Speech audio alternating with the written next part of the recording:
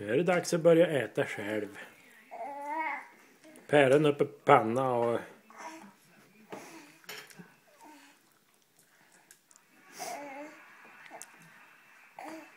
Det är som du måste lasta på mer päror, det har tagit slut. Hon är ivrig någonting. Hej, njam. Lite Kjell. Gott. Men vända på det så. Njam, njam, njam.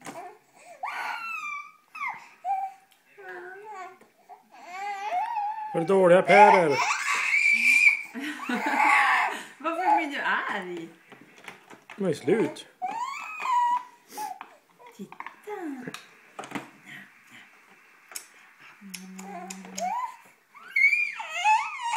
Men kärleken. Här då. Låna skiten. Och jag äter själv.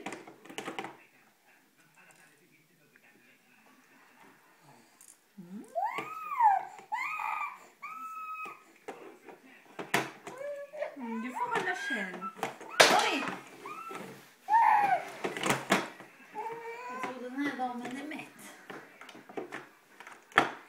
Du kanske inte vill ha mera. Ska du dricka päron ur skålen rent?